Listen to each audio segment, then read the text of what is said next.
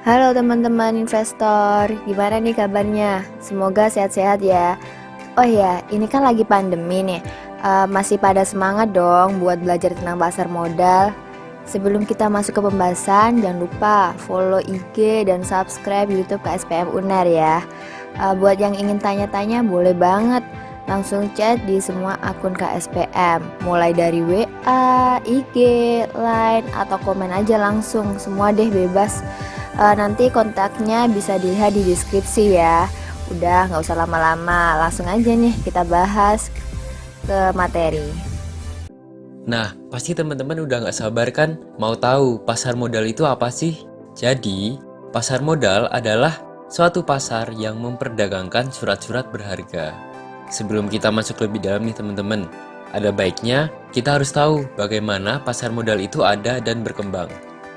Pada abad ke-13 di daerah Bruges, Belgia, merupakan tempat di mana sejarah pasar modal dimulai nih guys. Di daerah tersebut, ada orang bernama Van der Beurs yang melakukan pertemuan dengan para pedagang komoditas. Pertemuan tersebut kemudian semakin menyebar di sekitar Bruges dan negara tetangga. Beurzen yang diambil dari nama Van der Beurs merupakan bahasa Belanda yang artinya bursa, di mana nama bursa ini digunakan dalam perdagangan pasar modal di Indonesia. Oke lanjut. Pada abad ke-14, bankir dari Venesia mulai memperdagangkan sekuritas milik pemerintah. Gak sampai di situ aja nih, bankir dari Verona, Genoa, dan Florence juga mulai memperdagangkan sekuritas milik pemerintah. Akhirnya, perusahaan Italia menerbitkan saham di bursa yang diikuti oleh perusahaan Inggris dan negara pesisir barat laut Eropa. Itu tadi merupakan sejarah pasar modal dunia. Nah, kalau di Indonesia gimana? Sejarah pasar modal di Indonesia dimulai pada masa kolonial Belanda. Saat itu, VOC membuka pasar modal pertama di Indonesia pada tanggal 14 Desember 1912 di Batavia, yang bertujuan untuk mencari modal dalam pembangunan perkebunan massal di Indonesia. Bursa efek tersebut bernama Vereniging voor de Effectenhandel, yang artinya Asosiasi Perdagangan Efek.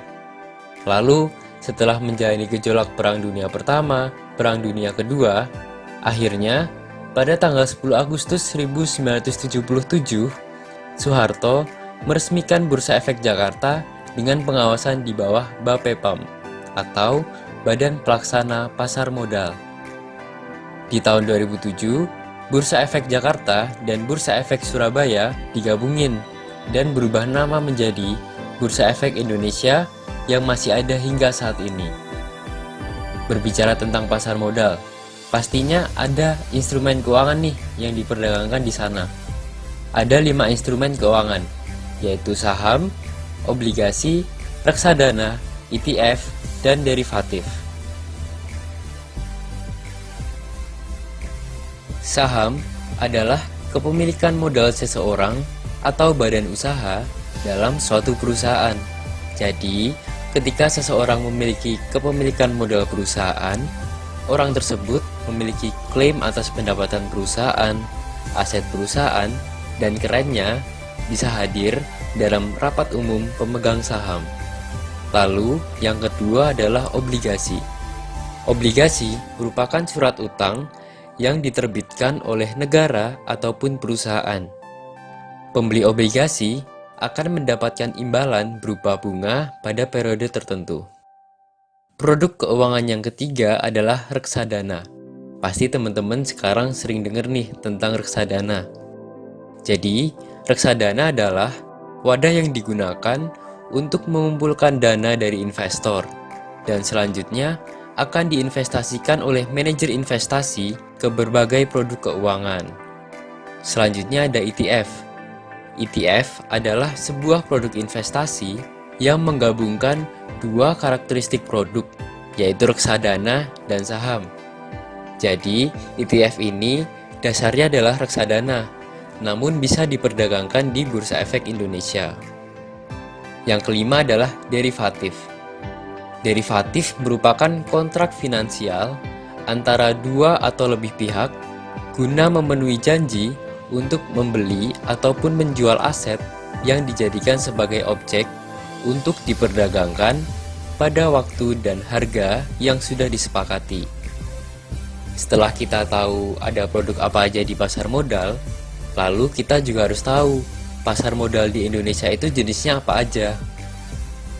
Terdapat dua jenis pasar yang ada di pasar modal. Yang pertama adalah pasar perdana. Pasar perdana adalah pasar ketika investor membeli saham pada saat belum diperdagangkan, atau istilahnya saham IPO. Lalu yang kedua adalah pasar sekunder. Pasar sekunder adalah pasar ketika investor membeli saham-saham yang sudah diperdagangkan di Bursa Efek Indonesia. Belum sampai di situ aja. Supaya teman-teman lebih paham dan mengetahui seluk-beluk pasar modal, terdapat lembaga dan pelaku pasar modal di Indonesia. Jadi, di pasar modal Indonesia, pelaku pasar modal dibagi menjadi 4, yaitu pengawas pasar modal, penyelenggara bursa, pelaku utama pasar modal, dan lembaga penunjang pasar modal. Fungsi dari pengawas pasar modal dilakukan secara resmi oleh Otoritas Jasa Keuangan. Nah, adanya OJK di sini supaya perusahaan-perusahaan yang ada di pasar modal adalah perusahaan yang sehat dan menguntungkan. Nah, untuk teman-teman yang mau berinvestasi, teman-teman harus lihat dulu apakah produk investasi tersebut ada di bawah pengawasan OJK. Lalu yang kedua adalah penyelenggara bursa. Penyelenggara bursa saham di Indonesia dilakukan oleh BEI atau Bursa Efek Indonesia. Selanjutnya, ada pelaku utama pasar modal. Terdapat emiten, investor, sekuritas, dan manajer investasi. Emiten merupakan perusahaan swasta atau BUMN yang mencari modal dengan menerbitkan surat berharga seperti saham ataupun obligasi. Lalu yang kedua, investor.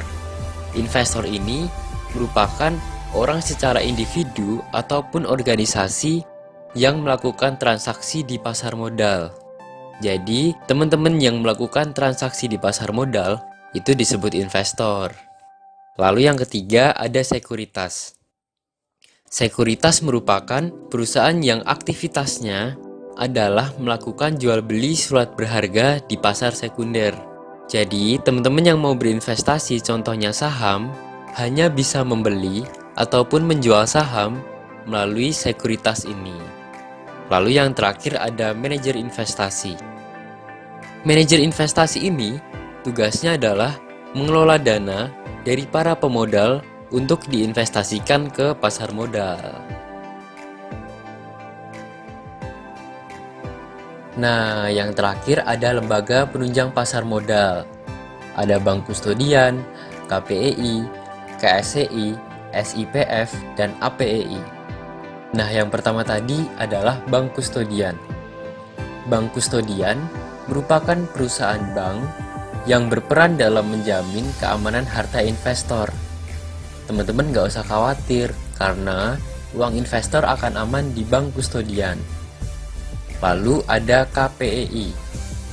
KPEI berperan dalam keamanan dana investasi dengan melakukan pencatatan transaksi yang ada di pasar modal.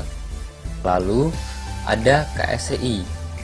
KSCI berperan dalam menyelesaikan seluruh transaksi yang sudah dicatat oleh KPI tadi. Nah, yang selanjutnya adalah SIPF. SIPF berperan sebagai lembaga penjamin bagi investor yang kehilangan modal di pasar modal. Dan yang terakhir ada APEI. APEI ini berperan sebagai asosiasi yang mewadahi perusahaan sekuritas yang ada di Indonesia. Supaya teman-teman lebih paham nih dan jadi semakin pengen berinvestasi, berikut ilustrasi bagaimana investor dan pencari modal itu bertemu. Pak Tono memiliki usaha properti dan membutuhkan dana sebesar 1 triliun untuk membuat proyek perumahannya. Tapi, Pak Tono nggak punya uang sebanyak itu. Untuk pencari modal, Pak Tono menerbitkan 10% saham perusahaannya di pasar saham. Nah, proses ini teman-teman disebut menerbitkan saham perdana atau saham IPO. Agar bisa menjual sahamnya ke masyarakat, Pak Tono menunjuk Indo Premier Sekuritas. Nah, sekuritas inilah yang akan menjual saham perusahaan properti Pak Tono ke investor publik. Di sisi lain, Melvin seorang pengusaha memiliki uang yang lebih setelah perusahaannya memiliki profit yang besar. Melvin bingung, apa yang harus dilakukan dengan uang tersebut.